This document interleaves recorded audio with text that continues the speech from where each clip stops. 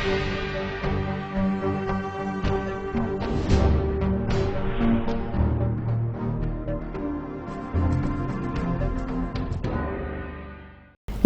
Vindhya times में आपका स्वागत है और आपके साथ मैं श्रेया हाजिर हैं आज की बुलेटिन की खबरों के साथ। रीवा जिले में कोरोना का संक्रमण बढ़ रहा है। महामारी फैलने का खतरा हर किसी को है और इसी बीच इस संकट को देखते हुए आपदा प्रबंधन की बैठक में एक अहम फैसला लिया गया है। इस बैठक में यह फैसला लिया गया कि अब से हर रात 8 बजे से बाजार की सभी दुकानें बंद करनी होंगी। जिले में बढ़ रहे कोरोना वायरस के खतरे को देखते हुए हर रोज 8 बजे दुकानें बंद करने का फैसला लिया गया है। सिर्फ डेयरी, मेडिकल, होटल, रेस्टोरेंट की दुकानें खुली रहेंगी। वहीं आगामी त्योहार नवरात्रि को लेकर भी अहम फैसले बैठक में लिए गए हैं।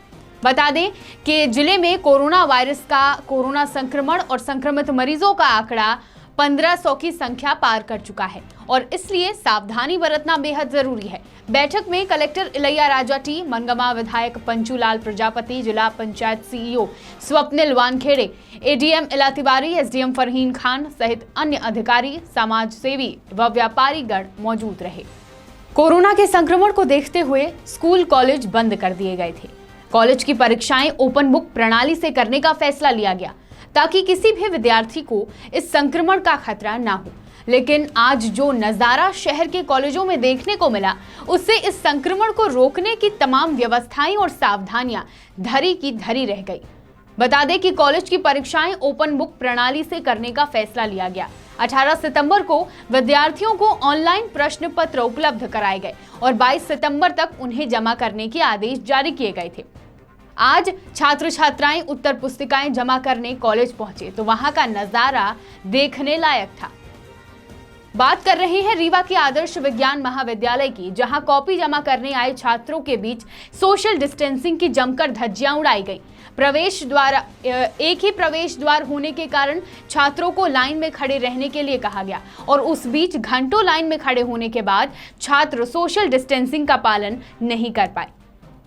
यह केवल एक महाविद्यालय का हाल नहीं था, शहर के कन्या महाविद्यालय में भी छात्राएं इसी तरह लंबी कतारों में नजर आए, जहां पर सोशल डिस्टेंसिंग का बिल्कुल भी पालन नहीं हो पाया। छात्राएं जमीन पर बैठकर अपनी बारी आने का इंतजार कर रही थी।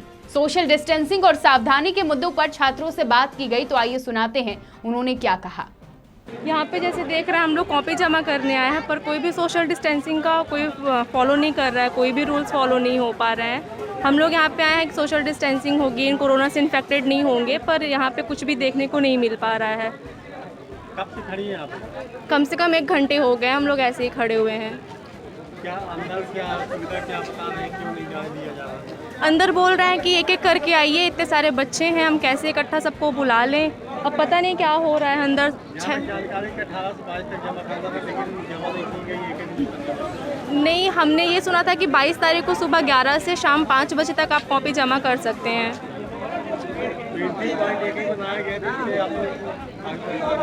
हमारे विचार से कि जो सेंटर है वो अलग अलग बनाने चाहिए थे। कुछ ग्रुप डिसाइड कर देना था कि इतने नंबर के बच्चे, इतने रोल नंबर के आज आ जाएं, या इस ग्रुप से इस ग्रुप तक के आज आ जाएं। पर यहाँ पे सब एक साथ बुला लिए हैं तो सारे बच्चे, बहुत सारा मतलब स्टूडेंट्स की बहुत ज़्यादा संख्या हो गई है। क्या उद्देश्य था कि ओपन परीक्षा करवाई जाए? शासन का क्या उद्देश्य था कि ओपन परीक्षा हो? मेरे हिसाब से शायद लास्ट ईयर वालों को फ्यूचर को देख के किया गया है कि उनमें जनरल प्रमोशन ना लिखा जाए बच्चों को, क्योंकि उनसे रिजल्ट डाउन हो सकता है उनके फ्यूचर को देखते हुए। बाकी ओपन बुक क्या था, इस ओपन बुक को कोई परीक्षा का मतलब नहीं था। जब किताब खोल के लिखना था हम लोगों को, तो कोई पढ़ाई का मतलब नहीं निकला इस साल। देखिए, ये कॉलेज प्रशासन की उदासीनता है पूरी वजह से। अगर आप देखिए तो यहाँ पे इतने बच्चों की भीड़ लगी हुई है, आप एंट्री बहुत कम दे रहे हैं, पहली बात। दूसरी बात, यूनिवर्सिटी से ये निर्देश था कि 18 को पेपर रिलीज़ होने के बाद 18 से 22 तक आप कभी भी जमा कर सकते हैं अपनी कॉपीज़ आके। लेकिन कॉलेज प्रशासन ने ऐसी व्यवस्था बनाई कि उसके पहले जो बच्चे आ रहे हैं उनको सबको वापस लौटा दिया गया, और वो सारे 3-4 दिन का जो भीड़ थी, सारा रश था, इकट्ठा आ जा रहा है। उसमें भी आप व्यवस्था ऐसी करने कि आपने एंट्री पॉइंट सिर्फ एक दिया हुआ है, तो बच्चे एक बार में कितने अंदर घुस सकते हैं? मैं कहता हूँ आप आधे घंटे में 2-4 बच्चे अंदर कर रहे हैं। इसकी वजह से आप यहाँ देख सकते हैं बिना सोशल डिस्टेंसिंग का पालन किए हुए सारे बच्चे इकट्ठा पैनिक कर रहे हैं। उसमें भी इन्होंने 11 सवा 11 से तो एंट्री शुरू की है। अभी ये शुरुआती टाइम है, इसके बाद और बच्चे आएंगे, यहाँ पैनिक क्रिएट होगा और धीरे धीरे अंदर बच्चे ढोंसाढ़ासी करेंगे।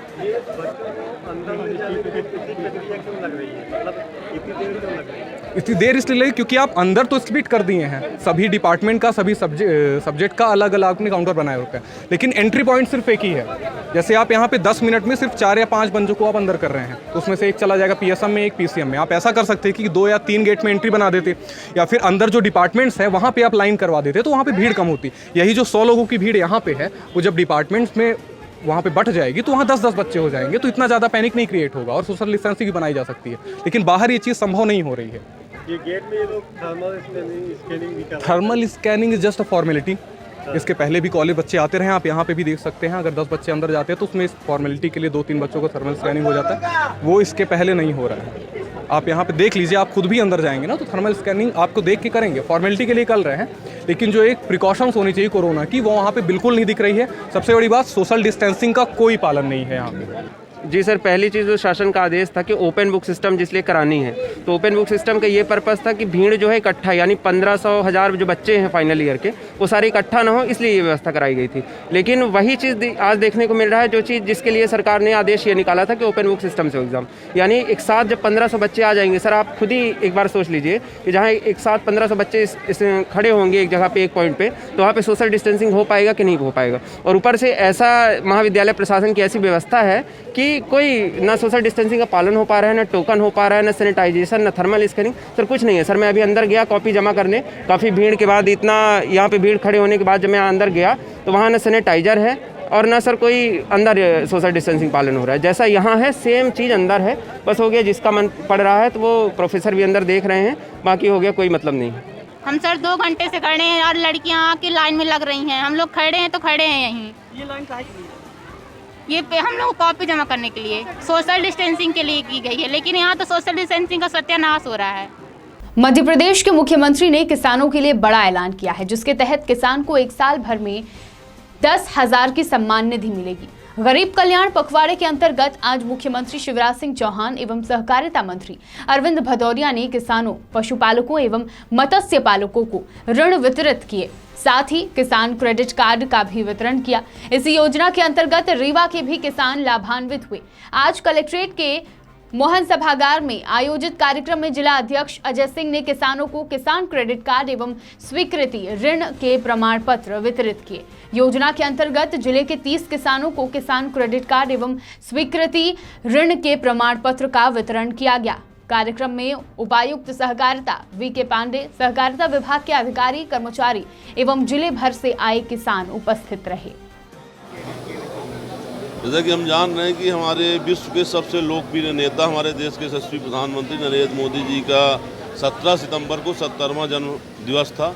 उसी तारतम्य में भारतीय जनता पार्टी द्वारा पूरे देश भर में सेवा सप्ताह मनाया जा रहा है और हमारे मध्य प्रदेश के यशस्वी जननायक मुख्यमंत्री जी ने इसे लोक कल्याण सप्ताह के रूप में मनाया। और इस लोक कल्याण सप्ताह के तारतम्य जैसा कि हमने अभी 22 तारीख से चल रहा, आज 22 को सहकारिता विभाग द्वारा जो भी हमारे ऐसे कृषक हैं, प्रधानमंत्री क्रेडिट कार्ड योजना का वितरण हुआ है। इसके पूर्व में हमने महिलाओं के लिए लाडली लक्ष्मी योजना के प्रमाण पत्र वितरित किए हैं।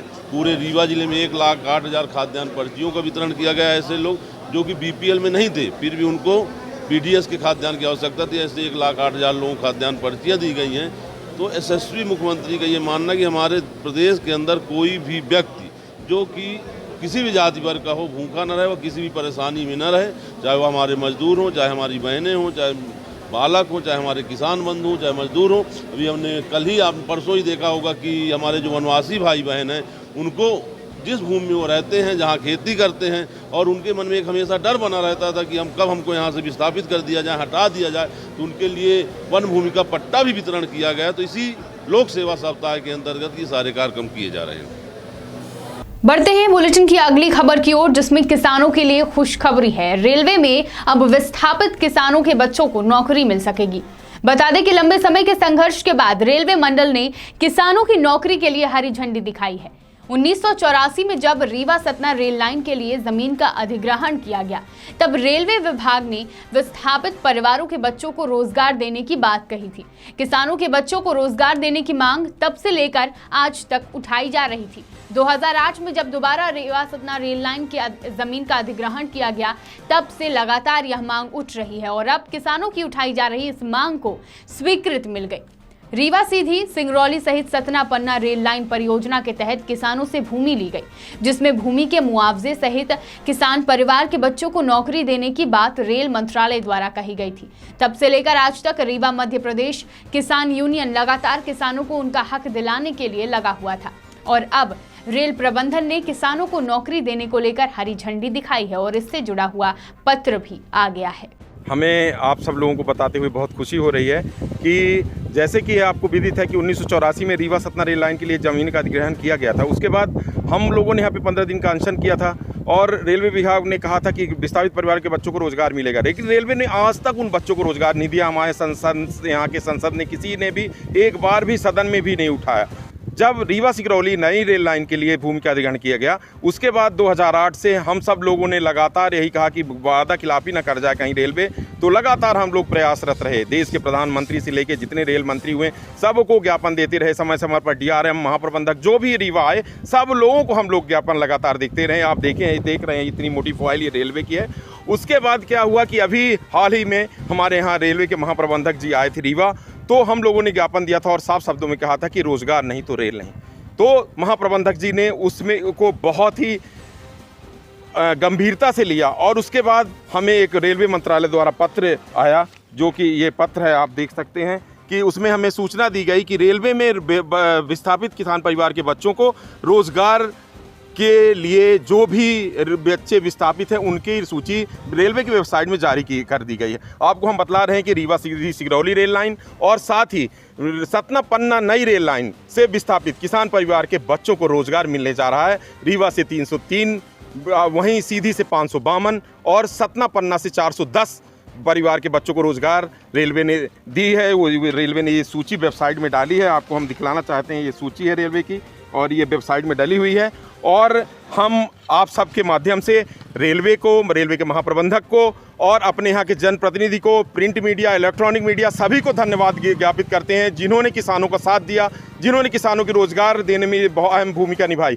हमने लगातार 1984 से किसानों के लिए प्रयास किया और आज हम लोगों को प्रतिफल मिल रहा है। अभी रीवा सतना से विस्थापित किसान परिवार के बच्चों को रोजगार का मुद्दा बाकी है, उसके लिए हम भी लगातार संघर्ष करते रहेंगे। आपके माध्यम से हम रेलवे मंत्रालय से मांग करते हैं कि जो भी अभी रीवा सीधी सतना सिंगरौली रेल लाइन और आपके जो सतना पन्ना रेलवे लाइन से विस्थापित किसान परिवार हैं, उनके बच्चे जो छूट गए हैं, जो अधिग्रहण की सूची है उससे छूट गए हैं, उन सबको बच्चों को रोजगार दिया जाए। और हम रेलवे मंत्रालय को, रेलवे के महाप्रबंधक को, प्रिंट मीडिया, इलेक्ट्रॉनिक मीडिया और अपने सभी जनप्रतिनिधि जिन्होंने प्रयास किया उनको कोर्ट से धन्यवाद ज्ञापित करते हैं। ग्राम पंचायतों से आए दिन भ्रष्टाचार के बड़े पैमाने पर खबरें सामने आती हैं। आज मामला सामने आया है ग्राम पंचायत करहिया का, जहां पर व्यापक रूप में भ्रष्टाचार देखा जा रहा है और यह भ्रष्टाचार हो रहा है प्रधानमंत्री आवास योजना में। गांव के रहवासियों का कहना है कि आज तक शासन की किसी भी योजना का लाभ उन्हें नहीं मिल पाया है। अधिकांश ग्रामवासी शासन द्वारा चलाई जा रही योजनाओं से वंचित रह जाते हैं और जब अपने हक के लिए वह अपना हक मांगने जाते हैं तो उनकी समस्याओं का समाधान नहीं होता। ग्राम पंचायत करहिया में भी ग्रामीणों की कुछ ऐसी ही समस्या है। प्रधानमंत्री आवास योजना से वंचित ग्रामीण अपने हक की लड़ाई लड़ रहे हैं और आज अपनी समस्या को लेकर कलेक्ट्रेट कार्यालय पहुंचे। ग्रामवासियों का कहना है कि ग्राम पंचायत में केवल 10% ही लोग ऐसे हैं जिन्हें प्रधानमंत्री आवास योजना का लाभ मिला, बाकी सभी ग्रामीण इस योजना से वंचित हैं। ग्राम पंचायत में हो रहे भ्रष्टाचार से संबंधित ज्ञापन ग्रामवासियों द्वारा सौंपा गया और जल्द ही इस पर कार्यवाही करने, साथ ही उनको योजना का लाभ दिलवाने की मांग की गई। बस्ती, हगुरान टोला और मलाहन टोला कुछ लोगों को छोड़ के बाकी किसी को आज तक प्रधानमंत्री आवास योजना का लाभ नहीं मिल पाया। कितने लोगों को नहीं मिला है? ये कम से कम 10% लोगों को मिला है, बाकी किसी को। अरे 10 नहीं, 6 जन 4 जन का वो परसेंटेज में आते हैं ना। 10% लोगों को मिला है। बस्ती है ये बस 2000 लोगों की है। 10%। 15 साल हो गए साहब। कहाँ पर? ये अपने करहिया नंबर 1 स्कूल, शासकीय स्कूल के सामने गल्ला मंडी के पास। वार्ड नंबर कौन सा है? ये वार्ड नंबर 1 से लेकर 20 तक गिने चुने लोगों को मिला है, बाकी किसी को आवास योजना। ये हिरनिया टोला भी अपने में आता है, करहिया नंबर 1 भी अपने में आता है, ग्राम पंचायत करहिया नंबर 1। हमें चाहते हैं कि जो गरीबों को नहीं मिला है उनको आवास आवंटित किया जाए, उनको योजनाओं का लाभ मिले। जी, इसके पहले और कहीं आपने आवेदन इसके पहले उन्होंने आवेदन दिया था, अभी तक कोई जनपद में दिए हैं लोग, कोई सुनवाई नहीं। तो हम लोग इसलिए यहाँ पे आए हैं कि जिला कलेक्टर साहब का नाम सुने कि यहाँ पर निर्णय मिलेगा, इसलिए मैं यहाँ पे आया। क्या नाम बताएं? महेश शर्मा। 22 सितंबर 2007 को राघवेंद्र सिंह के साथ हुई गोलीकांड की घटना इंसाफ दिलाने की कवायद आज तक जारी है। 2007 को स्थानीय युवाओं के साथ जिन ज्वलंत समस्याओं के लिए शांतिपूर्ण आंदोलन करते हुए शहादत दी गई थी, आज भी वह समस्याएं यथावत हैं और उनमें से कुछ तो और भी ज्यादा गंभीर हो गई हैं। आज एक बार फिर से राघवेंद्र सिंह की शहादत के अवसर पर संकल्प सभा में कुछ प्रमुख मुद्दों को लाते हुए उनके त्वरित समाधान की मांग की गई। इसमें सबसे पहली मांग है कि 22 सितंबर 2007 गोलीकांड के सभी नामजद मुजरिमों को गिरफ्तार कर हत्या का मुकदमा चलाया जाए। इसके अलावा जेपी सीमेंट कारखाने में लॉकडाउन के पूर्व 22 मार्च 2020 को कारखाने में जो स्थिति थी, विभिन्न श्रेणी के श्रमिक जिस जगह जिस रूप में कार्यरत हैं, उसी स्थिति को बहाल किया जाए। लॉकडाउन अवधि के समय के पूरे वेतन का भुगतान किया जाए। साथ ही जेपी प्रबंधन, अल्ट्राटेक प्रबंधन और प्रशासन के साथ गांव में अवैध जमीन में पट्टीदार की जगह खसरे में मध्य प्रदेश शासन तथा जेपी सीमेंट एसोसिएशन अंकित है। किसान का नाम पूर्वत पट्टा व खसरे में दर्ज किया जाए।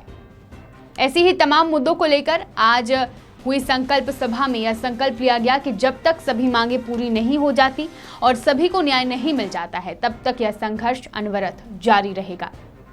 मैं शहीद राघवेंद्र सिंह किसान संघर्ष समिति का अध्यक्ष हूँ। यहाँ आप लोग आज बैठे हुए हैं, पूरा मामला है इसका। ये हम लोग 2007 से अनावरत यहाँ पे आंदोलन करते हैं। 2007 को हम लोगों ने रोजगार के सवाल को लेकर के और जेपी प्रबंधन को ज्ञापन देने आए थे। उस समय प्रबंधन के मालिक सन्नी गौड़ थे, उन्होंने स्वयं राघवेंद्र को गोली मारी। उसके बाद 68 लोगों ने घायल हुए और 60 लोगों के ऊपर 307, 436 जैसे संगीन अपराध लगा। मैं भी उसमें 80 दिन जेल काटा और 1 साल का जिला बदल भी किया गया मध्य प्रदेश शासन द्वारा। लेकिन हम लोगों ने यहाँ पे किसान और मजदूरों की लड़ाई अनावरत जारी रखी है और जब तक यहाँ पे किसानों के साथ शोषण होता रहेगा, अन्याय होता रहेगा मजदूरों के साथ, तब तक ये लड़ाई जारी रहेगी। और राघवेंद्र के अरमानों को हम लोग जब तक संकल्प लेंगे, जब तक मंजिल तक नहीं पहुँचाएँगे, इस लड़ाई को जारी रखेंगे। प्रशासन अगर आपकी बात नहीं मानता है तो आगे आपका क्या कदम रहेगा? हम लोगों का अगले का कदम ये है कि जिला प्रशासन को घेरेंगे और हम लोगों ने धरना देंगे, डेरा डालो घेरा डालो का काम करेंगे। और उसके साथ साथ हम हरी राघवेंद्र संघर्ष समिति किसान मजदूर, हम लोग किसानों की भी लड़ाई लड़ते हैं। अभी जो किसान विरोधी 3 विधेयक आए हैं उसमें सबसे ज़्यादा रीवा जिले के अंदर मध्य प्रदेश किसान सभा और शहीद राघवेंद्र सिंह भारतीय किसान यूनियन, इन लोगों ने जोरदारी के साथ लड़ा है और लड़ेंगे। क्या नाम है आपका? मेरा नाम इंद्रजीत सिंह शंकु है। गोलीकांड हुआ था, कब हुआ था? 22 सितंबर 2007 को 9 बजे दिन शनिवार था, उस समय हुए थे। और एक तरफ बेरोजगार खड़े थे, एक तरफ प्रशासन के लोग और मैनेजमेंट के लोग, और जिसमें सन्नी गौड़, रजनीश गौड़, केपी शर्मा, आज तमाम लोगों ने दनादन गोलियां चलाई, जिसमें राघवेंद्र शहीद हुआ। एक लड़का चंद्रशेखर था, उसकी आंख चली गई। प्रदीप त्रिपाठी का हाथ चला गया, लेकिन आज तक उन लोगों ने झुके नहीं, लड़ते रहे। जिला न्यायालय ने सन्नी गौड़ को मुजरिम ठहराया, उसके बाद हाई कोर्ट ने उनको राहत दी, लेकिन वो मामला आज भी सुप्रीम कोर्ट में 302 का चल रहा है और कोर्ट का निर्णय सर्वोपरि होगा, जो कोर्ट माने करेगा। मध्य प्रदेश शासन द्वारा शासकीय महाविद्यालयों में अध्ययनरत नियमित छात्र छात्राओं को वर्ष 2016 में मुख्यमंत्री स्मार्टफोन योजना के तहत स्मार्टफोन देने की योजना बनाई गई थी और इस योजना के बाद वर्ष 2017-18 में उक्त योजना के अंतर्गत छात्र छात्राएं लाभान्वित भी हुए थे। लेकिन प्रदेश में कांग्रेस की सरकार बनने के बाद कमलनाथ सरकार ने इस योजना को बंद करवा दिया था और उसके बाद जब तक तख्ता पलट हुआ तो वैश्विक महामारी कोरोना ने दस्तक दे दी, जिसके कारण समस्त स्कूल एवं कॉलेज पूरी तरीके से बंद हैं। अब सिर्फ ऑनलाइन क्लासेस की व्यवस्था महाविद्यालय द्वारा कराई जा रही है। कोरोना महामारी के चलते हर व्यक्ति की आर्थिक स्थिति गड़बड़ा गई। ऐसे में छात्र छात्राओं के अभिभावक ऑनलाइन पढ़ाने के लिए स्मार्टफोन दे सके यह संभव नहीं है, जिसके चलते 80% छात्र छात्राएं ऑनलाइन पढ़ाई में भाग लेने से असमर्थ हैं। इसी बात को ध्यान में रखते हुए आज शहर के आदर्श विज्ञान महाविद्यालय के छात्रों ने मुख्यमंत्री के नाम रीवा कलेक्ट्रेट कार्यालय में पहुंचकर ज्ञापन सौंपा और दोबारा मुख्यमंत्री स्मार्टफोन योजना को चालू करने की मांग की, ताकि जो छात्र छात्राएं ऑनलाइन क्लासेस फोन न होने के कारण नहीं ले पाते हैं वह भी इस योजना के तहत लाभान्वित होकर अपनी पढ़ाई कर सकें। हुए हैं। आपको जैसे पता है कि 2016 में मुख्यमंत्री शिवराज सिंह चौहान जी द्वारा मेधावी योजना के तहत स्मार्टफोन योजना चलाई गई थी, क्योंकि बाद में जब चुनाव हुए और कमलनाथ जी की सरकार आई तो ये योजना बीच में बंद कर दी गई और 1 अक्टूबर से सभी छात्रों की ऑनलाइन क्लासेस हैं। तो आज हम सभी छात्रों ने अनुरोध किया है कि वह योजना फिर से चालू हो और गरीब छात्रों को मोबाइल देकर पढ़ाई में रुकावट जो आ रही है उसे पूर्ण किया जाए। देवव्रत त्रिपाठी, छात्र नेता, मॉडल साइंस। रीवा के वार्ड नंबर 5 ढेकहा में पानी की समस्या गहराती जा रही है। पिछले 3 से 4 साल से ढेकहा वासियों को पानी की समस्या हो रही है। पिछले 3 से 4 सालों से वार्ड वासियों को नल का पानी सप्लाई नहीं हो रहा। लोग साइकिल में डिब्बा लादकर दूर दूर से पानी लेकर आ रहे हैं। बता दें कि ज्यादा दूर न जा पाने के कारण लोग नाले से भी पानी भरने के लिए मजबूर हैं। इसके पहले भी कई बार वार्डवासियों की समस्या उजागर की गई, लेकिन अभी तक अधिकारी मौका मुआयना करने नहीं पहुंचे तो समस्या का निराकरण करना तो दूर की बात है। वार्डवासियों का कहना है कि उनके द्वारा नगरपालिका निगम में कई बार सूचना दी गई, लेकिन कोई अधिकारी देखने तक नहीं पहुंचा। कोरोना संकट काल में जहां लोगों से दूरी बनाए रखने की बात कही जाती है, वहीं आम जनता की समस्याएं इतनी हैं कि चाहकर भी लोग भीड़ में एकत्रित होने को मजबूर हैं। बढ़ती बीमारी के बीच लोग दूषित पानी पीने को मजबूर हैं। नशे के बढ़ते अपराध के खिलाफ पुलिस की कार्यवाही जारी है। इस कार्यवाही में सतना पुलिस ने कोटर के समीप 4 व्हीलर वाहन में कोरेक्स की बड़ी खेप बरामद की है। सतना एसपी रियाज इकबाल द्वारा बताया गया कि भोपाल के रास्ते आ रहे 4 व्हीलर में तकरीबन 12 लाख की नशीली कप सिरप बरामद की गई है। मुखबिर से मिली सूचना के आधार पर पुलिस ने घेराबंदी कर नशे की कप सिरप की खेप बरामद की। मौका देख ड्राइवर सहित एक अन्य आरोपी फरार हो गया है। पुलिस ने गाड़ी जब्त कर आरोपियों की तलाश में जुट गई है और यह पता लगाने की कोशिश कर रही है कि नशीली कप सिरप किस जगह से और किसे डिलीवर की जा रही थी, ताकि सभी आरोपियों को गिरफ्तार किया जा सके। कोटर में एक 4 व्हीलर में 12 लाख के करीब की कोरेक्स जो है पुलिस ने पकड़ा है। हमारी टीम को इन्फॉर्मेशन मिली थी और कई बाहर से आया हुआ भोपाल करीब के वहाँ से रास्ते से आया हुआ गाड़ी का सूचना मिल रही थी। उसके आधार पे हमारी टीमें लगी थी। मौके का फ़ायदा उठाते हुए 2 ड्राइवर है भाग गया है। अब पुलिस उस गाड़ी की तहकीकात कर रहा है, किसके नाम पे है और किसको डिलीवरी देने आ रहे थे। ये सब अभी पुलिस तहकीकात कर रहा है इस चीज़। विंध्य की तमाम खबरों के साथ कल फिर हाजिर होंगे। देखते रहिए विंध्या टाइम्स। बहुत बहुत धन्यवाद।